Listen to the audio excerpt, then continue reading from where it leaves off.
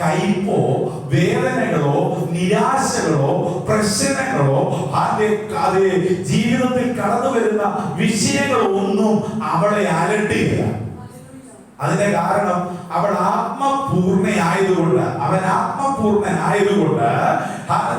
ഈ പരിശുദ്ധാത്മാവ് നമ്മെ എപ്പോഴും ശക്തീകരിച്ചുകൊണ്ടിരിക്കും.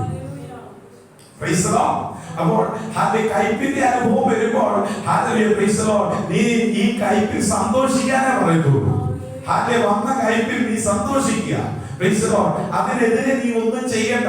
ഈ കയ്പ് നിനക്കുള്ളതാണ്, നിനക്ക് അവകാശം തന്നിരിക്കുന്ന ഒരു അനുഭവമാണ് കയ്പ്. മൂത്തൈലം കയ്പിന്റെ അനുഭവം. ഈ കയ്പ് നീ ഏറ്റെടുത്തെങ്കിലേ കൂടെ വാഴാൻ പറ്റത്തുള്ളൂ.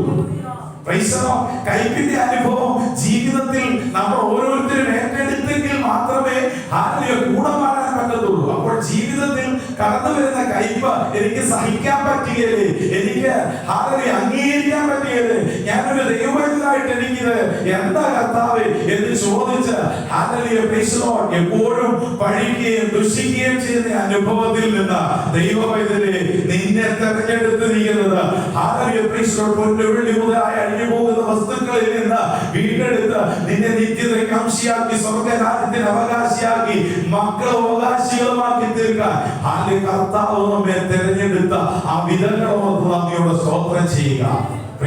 നമ്മെ തെരഞ്ഞെടുത്തിരിക്കുന്ന ദൈവത്തിന്റെ ആ ഇഷ്ടം ഓർക്കുക.